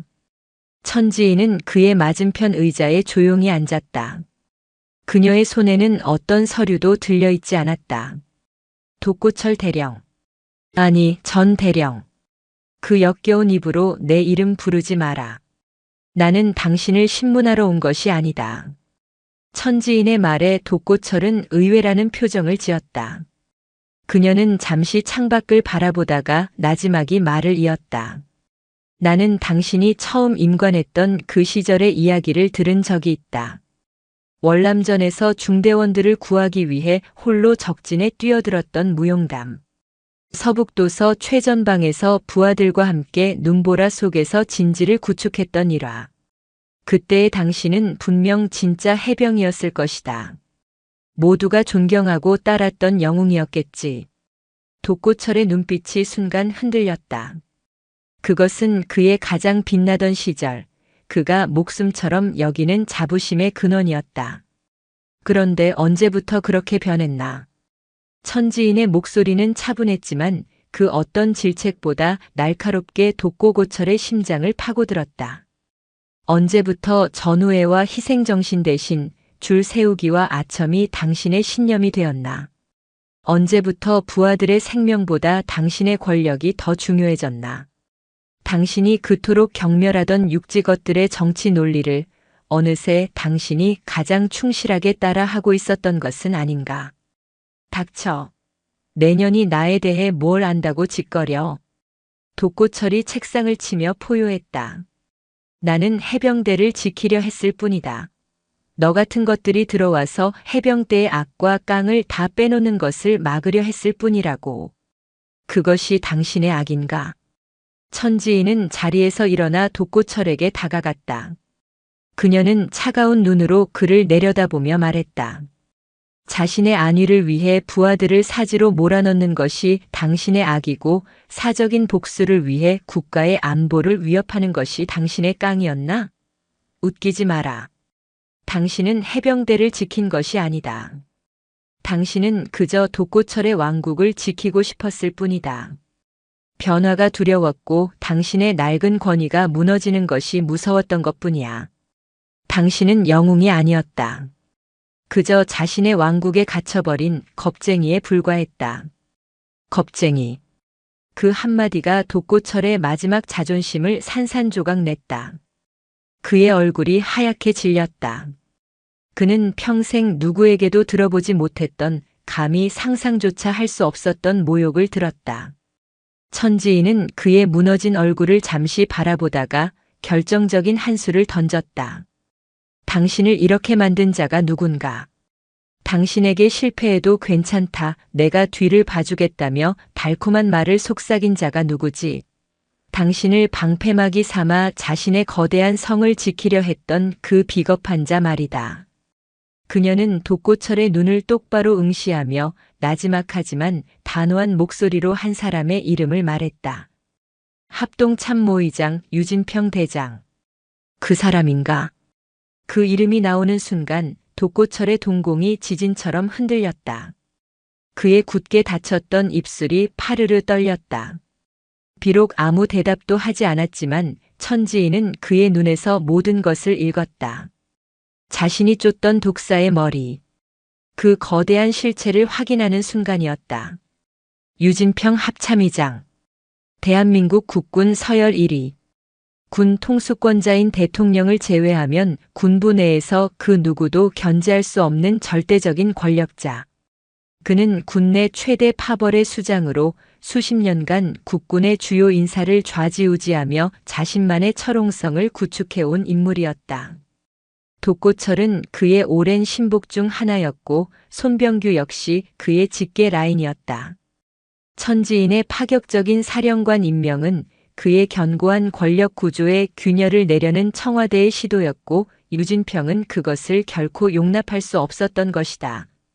천지인은 더 이상 독고철에게 질문하지 않았다. 그녀는 원하는 답을 얻었다. 그녀는 조용히 몸을 돌려 신문실을 나섰다. 문이 닫히기 직전 그녀는 등 뒤에서 들려오는 독고철의 절규 섞인 외침을 들었다. 너는 절대로 그분을 이길 수 없어. 그분은 신이야. 신문실을 나온 천지인의 얼굴은 얼음장처럼 차가웠다. 그녀를 기다리고 있던 서하준 중령이 걱정스러운 얼굴로 다가왔다. 사령관님 확인되셨습니까? 천지인은 말없이 고개를 끄덕였다. 그녀는 복도 창문 너머 멀리 보이는 국방부 청사를 바라보았다. 저 건물 가장 높은 곳에 모든 것을 조종하는 거대한 독사의 머리가 도사리고 있었다. 서중령. 지금부터 우리는 유령과 싸워야 한다. 예. 우리의 적은 더 이상 특정 개인이 아니다. 군 전체에 거미줄처럼 퍼져 있는 거대한 시스템 그 자체다. 공식적인 방법으로는 결코 그를 무너뜨릴 수 없어. 그가 통제하는 군 검찰도 기무사도 믿을 수 없다. 그녀의 눈빛이 결연하게 빛났다. 이제부터 비공식 작전에 들어간다. 우리의 목표는 합참의장 유진평. 그가 수십 년간 쌓아올린 부패의 탑, 그 심장부에 박혀있는 판도라의 상자를 찾아내야 한다. 그녀의 입에서 나온 판도라의 상자라는 암호명. 그것이 무엇을 의미하는지 서하준은 알 수 없었다. 하지만 한 가지는 확실했다. 지금껏 겪었던 싸움과는 차원이 다른 목숨을 걸어야 하는 진짜 전쟁이 시작되었다는 것을. 강철의 여왕은 이제 신이라 불리는 사내를 향해 선전포고를 날렸다. 대한민국 국군의 심장, 충청남도 계룡대. 3군 본부와 합동참모본부가 모여있는 이곳은 그 자체로 거대한 요새였다. 그 중에서도 가장 높고 견고한 권위를 자랑하는 곳은 바로 합동참모본부 청사, 일명통일의 탑이었다. 하지만 군 내부의 소장파 장교들은 그곳을 비밀리에 다른 이름으로 불렀다. 속삭임의 탑. 모든 정보가 한 곳으로 모이고 모든 은밀한 거래와 결정이 이루어지는 곳. 그리고 그 탑의 꼭대기에는 합참의장 유진평 대장이 앉아 있었다. 유진평은 그야말로 살아있는 권력이었다. 그의 말 한마디에 장군들의 별이 떨어지고 붙었으며 수조 원에 달하는 국방 예산의 향방이 결정되었다. 그의 사무실은 언제나 충성을 맹세하려는 장성들과 최신 무기를 팔려는 방산업체 로비스트들로 문전성시를 이루었다. 그는 겉으로는 온화한 덕장처럼 행세했지만 그 미소 뒤에는 자신의 제국을 지키기 위해서라면 그 어떤 불법과 비리도 서슴지 않는 냉혈한의 얼굴을 숨기고 있었다. 천지인의 반격은 그에게 있어 작지만 불쾌한 파문이었다. 그는 독고철과 손병규를 꼬리 자르기 하며 사태를 수습하려 했지만 천지인이 자신의 이름을 정확히 인지하고 있다는 사실을 보고받고는 가볍게 넘길 일이 아님을 직감했다. 그는 보이지 않는 그물망을 펼쳐 천지인의 일거수일투족을 감시하기 시작했다. 천지인 역시 유진평의 감시를 느끼고 있었다. 그녀는 자신의 사무실 전화마저 도청당하고 있을 가능성을 염두에 두고 극도의 보안을 유지하며 비밀 작전을 개시했다. 그녀가 믿을 수 있는 사람은 오직 소수의 최측근, 서하준 중령과 강석진 소령뿐이었다. 유진평을 무너뜨릴 증거 판도라의 상자는 분명 그의 손이 가장 잘 닿는 곳, 동시에 가장 안전한 곳에 있을 것이다. 심야 사령관 집무실이 아닌 포항 외곽의 작은 안전가옥에서 세 사람이 머리를 맞댔다. 작전 지도 대신 계룡대 본부 청사의 복잡한 설계도가 테이블 위에 펼쳐져 있었다. 그의 집무실, 관사, 심지어 그가 자주 이용하는 비밀 안가까지 모두 조사해봤지만 결정적인 증거를 보관할 만한 장소는 찾지 못했습니다. 강석진 소령이 보고했다. 그의 정보팀이 몇 주간 잠복하고 뒷조사를 했지만 유진평은 꼬리를 잡히지 않는 늙은 뱀처럼 교활했다. 공식적인 장소는 아닐 것이다. 그가 가장 신뢰하는, 그러면서도 누구의 의심도 받지 않는 인물이 관리하는 제3의 장소일 가능성이 크다. 천지인의 분석은 정확했다. 문제는 그 제3의 장소가 어디이며 그것을 관리하는 신뢰하는 인물이 누구냐는 것이었다. 작전은 미궁에 빠지는 듯 했다. 바로 그때 천지인에게 예상치 못한 연락이 왔다. 발신자는 진실의 붉은 명찰 시스템을 통해 전달된 익명의 메시지였다. 메시지는 짧았지만 그 내용은 충격적이었다. 탑의 그림자를 조심하십시오. 그림자는 모든 것을 알고 있습니다. 그리고 메시지 끝에는 작은 체스 나이트 그림이 그려져 있었다. 천지인은 직감했다. 이것은 단순한 경고가 아니었다. 내부의 조력자가 보낸 위험한 신호였다. 탑의 그림자. 천지인은 유진평 의장의 그림자처럼 그를 보좌하는 인물들을 떠올렸다. 수많은 부관과 참모들.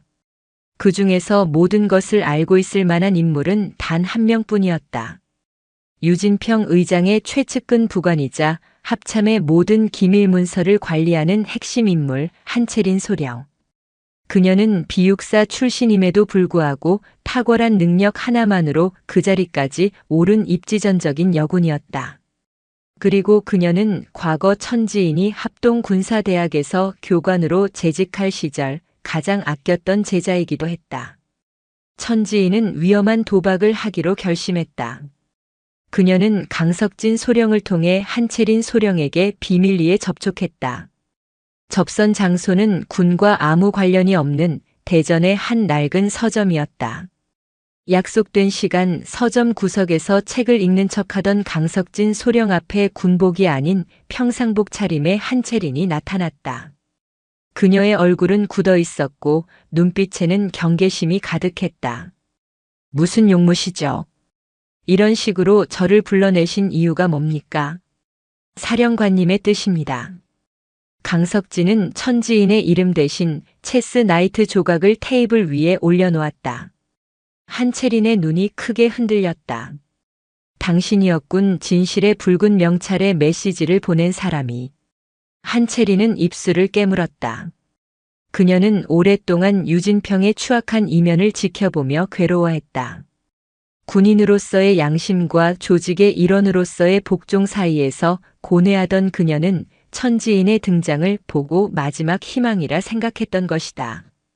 제가 뭘 도와드리면 되겠습니까? 그녀의 목소리는 작았지만 그 안에 담긴 결의는 단단했다.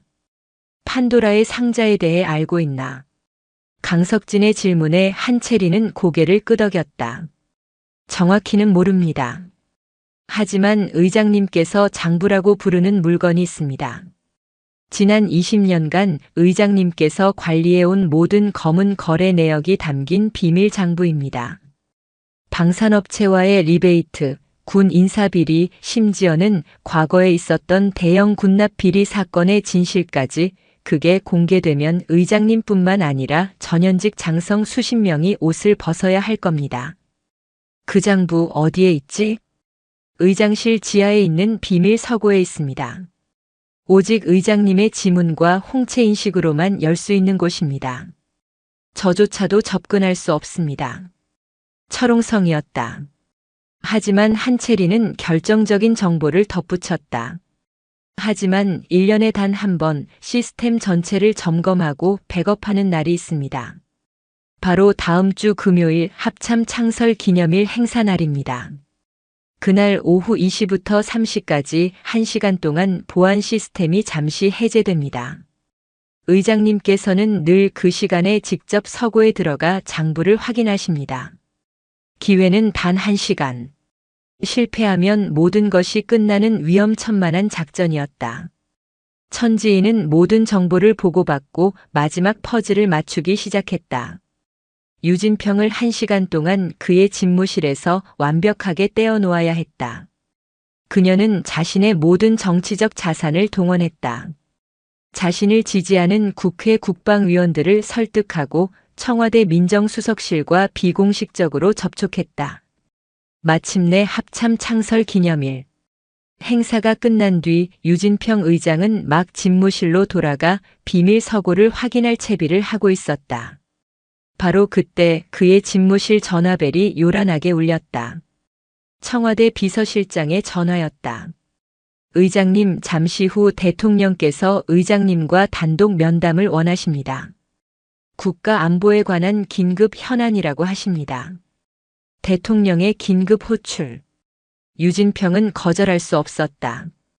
그는 혀를 차며 아쉬워했지만 장부 확인은 나중에 해도 된다고 생각하며 급히 청와대로 향했다.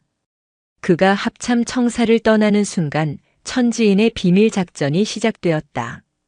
한채리는 내부에서 시스템 점검을 핑계로 지하 서고의 보조 잠금 장치를 해제했고, 외부에서는 강석진 소령과 해병대 수색대 출신으로 이루어진 최정예 요원들이 환풍구를 통해 유령처럼 침투했다. 그들의 목표는 단 하나, 유진평의 제국을 무너뜨릴 유일한 무기, 판도라의 상자를 손에 넣는 것이었다. 속삭임의 탑 가장 깊은 곳에서 대한민국군의 운명을 건 위험한 도박이 펼쳐지고 있었다. 합참의장 집무실 지하 비밀 서고의 공기는 차갑고 건조했다. 수십 년간 은밀하게 쌓아온 권력의 냄새가 먼지처럼 내려앉아 있었다. 강석진 소령과 2명의 해병대 수색대원은 한치의 소음도 없이 어둠 속을 나아갔다. 그들의 귀에 꽂힌 초소형 무전기에서는 한채린 소령의 가늘고 긴장된 목소리가 흘러나왔다. 전방 3m 앞 적외선 감지 센서. 포복으로 통과해야 합니다. 이번 복도 끝 동작 감지 센서는 10초 간격으로 작동합니다. 8초 안에 통과하십시오. 그것은 첨단 보안 시스템과 인간의 한계가 맞붙는 숨막히는 싸움이었다. 단 한 번의 실수도 용납되지 않았다. 작은 실수 하나가 작전 전체의 실패는 물론 국가적인 스캔들로 이어질 수 있었다. 강석진과 대원들은 천지인 사령관의 이름에 그리고 해병대의 명예에 먹칠을 할 수 없다는 일념으로 초인적인 집중력을 발휘했다. 마침내 그들은 서고 가장 깊은 곳, 유진평의 개인 금고 앞에 도달했다. 스위스 제특수 합금으로 만들어진 폭탄으로도 부술 수 없다는 견고한 금고였다. 이제부터는 저희 차례입니다. 함께 침투한 대원 중 한 명이 가방에서 소형 플라스마 절단기와 노트북을 꺼냈다.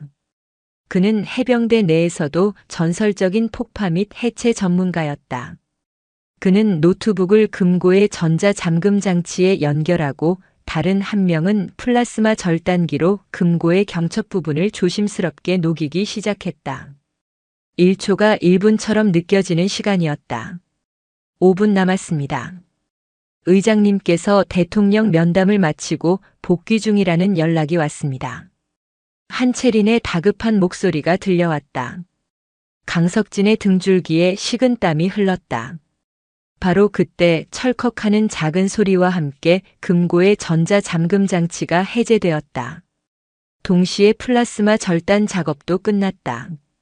대원들이 조심스럽게 금고 문을 열자 그 안에는 여러 개의 서류 뭉치와 하드디스크가 보관되어 있었다. 판도라의 상자였다. 강석진은 망설일 시간도 없이 그것들을 특수 제작된 가방에 쓸어 담았다. 철수한다. 그들은 들어왔던 것보다 몇 배는 더 빠른 속도로 서고를 빠져나갔다. 그들이 환풍구를 통해 흔적도 없이 사라지고 불과 3분 뒤 유진평 의장이 굳은 얼굴로 지하 서고에 도착했다. 그는 자신의 금고가 완벽하게 닫혀 있는 것을 보고는 아무런 의심 없이 발걸음을 돌렸다.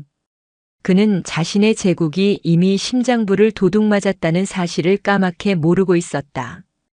다음 날 아침 대한민국 국군은 역사상 유례없는 사건을 마주하게 된다. 천지인 사령관은 합참의장에게 북한의 신형 잠수함 도발 가능성에 대한 긴급 안보 회의를 요청했다. 사안의 중대성을 고려하여 국방부 장관을 포함한 전군 주요 지휘관 회의를 소집해달라는 강력한 건의도 덧붙였다. 유진평은 천지인이 무언가 정보를 입수했다고 판단하고 자신의 정보력을 과시할 기회라 생각하며 흔쾌히 회의를 소집했다. 오전 10시 계룡대 본청 대회의실. 국방부 장관부터 각 군 참모총장, 군단장급 이상 지휘관 수십 명이 모두 모였다.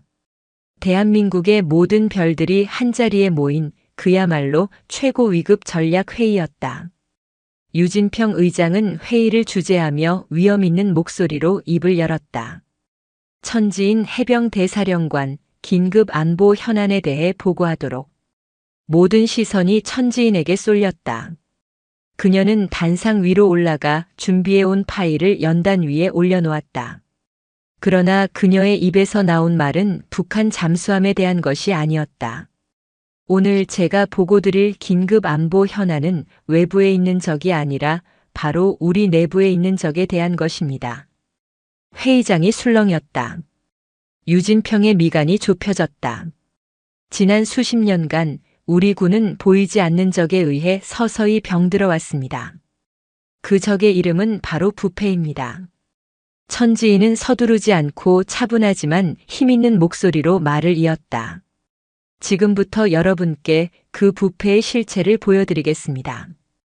그녀가 손짓하자 회의실의 대형 스크린의 판도라의 상자에서 나온 파일들이 하나씩 떠오르기 시작했다. 첫 번째 화면은 유진평 의장의 비밀 계좌 내역이었다. 특정 방산업체로부터 수십 년간 정기적으로 입금된 수백억 원대의 뇌물 내역이 날짜와 금액까지 정확하게 기록되어 있었다. 이게 뭐 하는 짓이야? 당장 꺼. 유진평이 얼굴이 시뻘개져서 소리쳤지만 아무도 움직이지 않았다. 다음 화면에는 군 인사비리 내역이 떴다. 진급을 대가로 금품을 수수한 장성들의 명단이 공개되었다. 회의실에 앉아있던 몇몇 장군들의 얼굴이 하얗게 질렸다. 그 명단에는 독고철과 손병규의 이름도 선명하게 새겨져 있었다. 증거는 끝이 없었다. 과거에 있었던 대형 헬기 추락 사고가 사실은 부품 비리로 인한 기체 결함이었으며 유진평이 그것을 조종사 과실로 덮어버렸다는 진실. 특정 지역 출신 군인들만 요직에 앉히며 군을 사조직처럼 운영해온 실태. 그 모든 추악한 진실이 대한민국 군 수뇌부의 눈앞에 적나라하게 펼쳐졌다. 회의장은 충격과 경악 그리고 공포로 완전히 얼어붙었다. 유진평은 더 이상 소리치지도 못했다. 그는 온몸을 부들부들 떨며 스크린과 천지인을 번갈아 쳐다볼 뿐이었다. 마지막으로 천지인은 국방부 장관을 향해 몸을 돌렸다.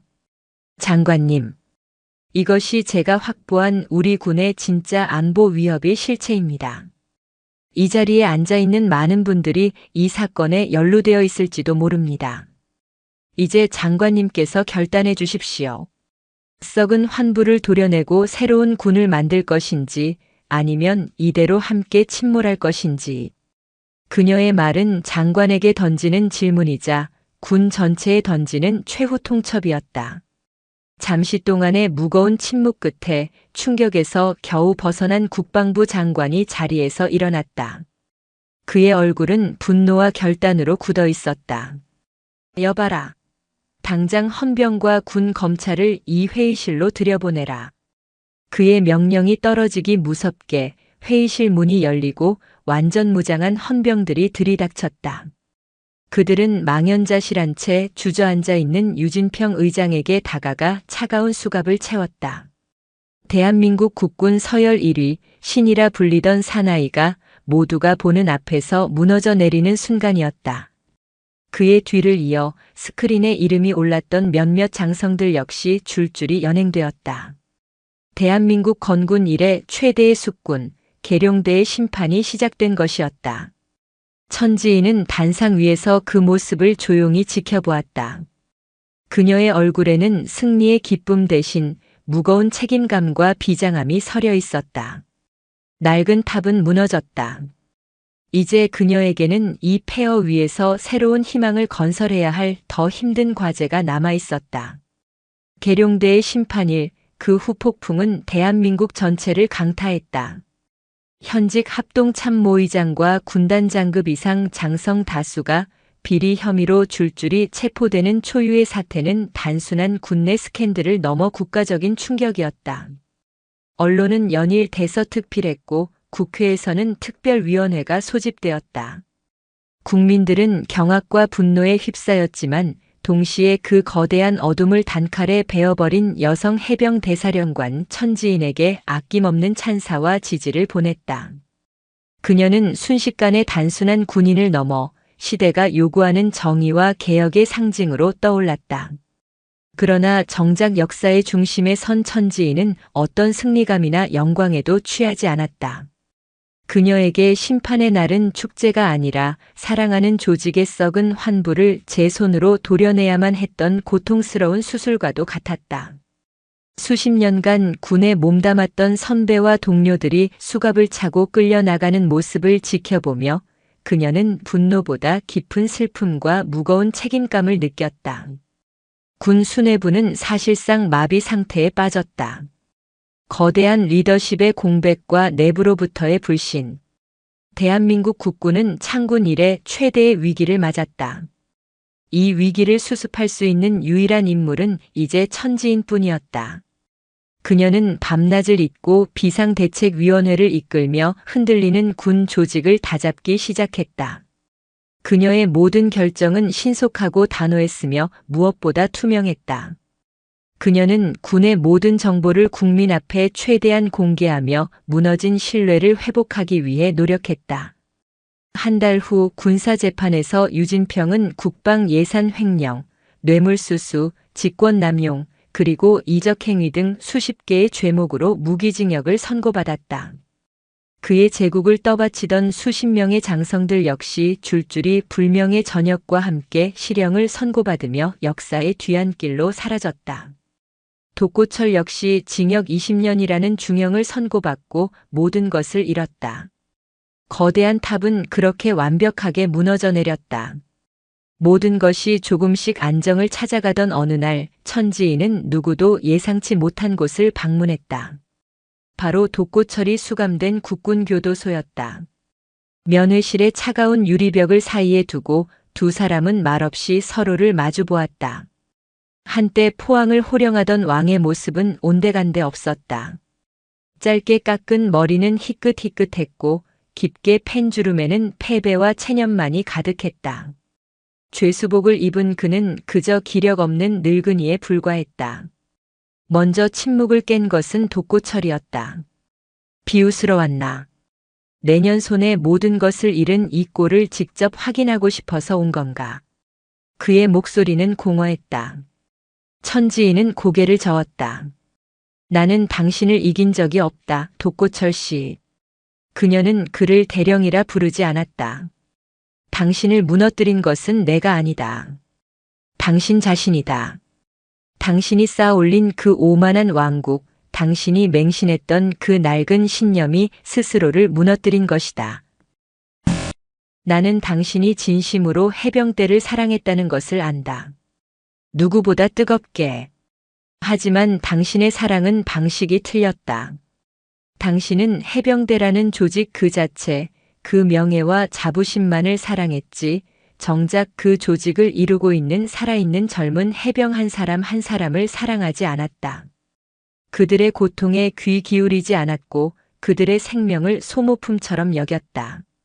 그것이 당신의 가장 큰 죄다. 독고철은 오랫동안 말이 없었다. 그는 천천히 고개를 들어 천지인을 바라보았다. 그의 눈에는 더 이상 증오나 분노가 없었다. 텅 빈 그의 눈에서 아주 오랜만에 뜨거운 눈물 한 방울이 흘러내렸다. 내가 틀렸던 건가? 그것은 질문이 아니었다. 한평생을 바쳐 지켜왔던 자신의 모든 것이 부정당하는 순간에 터져나온 한 인간의 처절한 독백이었다. 해병대는 강해야만 하니까 강하기만 하면 모든 게 용서될 줄 알았으니까. 진정한 강함은 총구 끝에서 나오는 것이 아니다. 천지인은 자리에서 일어나며 마지막 말을 남겼다. 서로를 향한 신뢰에서 나온다. 내 등을 전우에게 맡길 수 있다는 믿음, 지휘관이 나를 결코 사지로 내몰지 않을 것이라는 믿음. 그 믿음이 있을 때 해병대는 비로소 무적이 되는 것이다. 부디 남은 시간 동안 당신이 놓쳐버린 것이 무엇이었는지 진정으로 성찰하길 바란다. 그날 이후 천지인의 개혁은 더욱 가속화되었다. 그녀는 단순히 부패한 지휘관들을 솎아내는 것을 넘어 부패가 자라날 수 있었던 토양 자체를 완전히 갈아엎기 시작했다. 진실의 붉은 명찰 시스템은 해병대를 넘어 육해 공군 전체로 확대 시행되었고 사관학교 출신 특정 지역 중심의 폐쇄적인 인사 시스템은 완전히 철폐되었다. 모든 진급 심사는 학연, 지연, 혈연을 배제하고 오직 개인의 능력과 전장에서의 성과 그리고 부하들의 신망을 종합한 객관적인 데이터에 기반하여 이루어졌다. 훈련 방식도 혁신적으로 바뀌었다.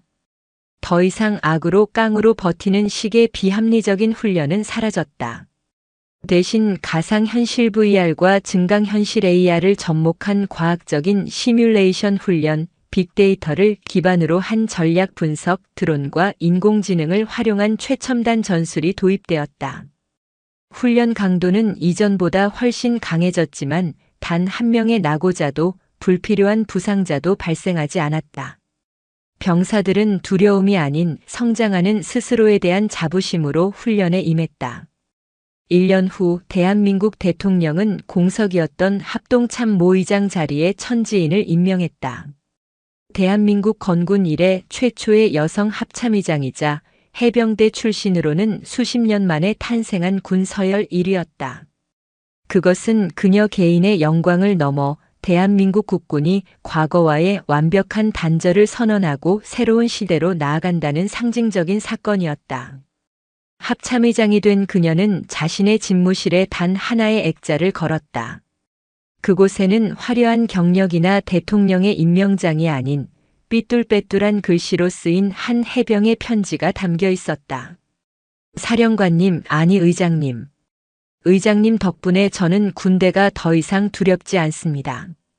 제 옆에 전우가 얼마나 소중한지, 제가 입고 있는 이 군복이 얼마나 명예로운 것인지 알게 되었습니다. 이제 저는 기쁜 마음으로 조국을 지키겠습니다. 필승. 시간이 흘러 천지인이 합참의장으로 취임하고 2년이 지난 어느 가을날. 그녀는 예고 없이 해병대 1사단이 있는 포항을 찾았다. 그녀가 처음 그곳에 발을 디뎠을 때와 마찬가지로 계급장 없는 전투복 차림이었다. 그러나 기지의 풍경은 완전히 달라져 있었다. 연병장을 가득 메운 해병들의 함성은 여전히 우렁찼지만 그 안에는 공포와 강압 대신 생기와 활력이 넘쳤다. 내무반에서는 선임과 후임이 스스럼없이 어울려 책을 읽고 토론했고 식당에서는 지휘관과 병사들이 한 식탁에 앉아 웃으며 식사를 했다. 모든 것이 변해 있었다. 천지인은 조용히 바다가 보이는 언덕으로 올라갔다. 거친 파도가 몰아치던 포항의 바다는 그날따라 유난히 잔잔하고 평화로워 보였다. 그때 한 무리의 젊은 해병들이 구보를 마치고 언덕으로 올라와 숨을 골랐다. 그들은 천지인을 알아보지 못하고 옆에서 털썩 주저앉았다. 이야, 오늘 훈련 빡셌지만 진짜 재밌지 않았냐? 인정. 특히 마지막에 드론으로 가상 타겟 맞췄을 때 완전 소름 돋았음. 옛날에는 그냥 무작정 뺑뺑이만 돌렸다는데 진짜 상상이 안 간다. 젊은 해병들의 대화를 들으며 천지인의 입가에 옅은 미소가 번졌다. 그녀가 꿈꾸던 새로운 해병대가 바로 저 모습이었다. 그때 한 젊은 해병이 그녀를 보며 물었다.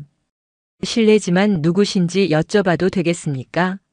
처음 뵙는 얼굴인데. 천지인은 웃으며 대답했다. 그냥 이 바다와 붉은 명찰을 사랑하는 사람입니다. 그녀는 더 이상 자신의 이름을 말할 필요가 없었다. 그녀의 이름은 이미 해병대의 역사 그 자체가 되었기 때문이었다. 해는 저물고 있었지만 동쪽 하늘에서는 새로운 새벽이 밝아오고 있었다. 그것은 절망의 어둠을 걷어내고 신뢰와 명예로 다시 태어난 대한민국 해병대 붉은 명찰의 새벽이었다. 강철의 여왕이 피와 눈물로 일궈낸 그 찬란한 새벽은 이제 영원히 지지 않을 터였다.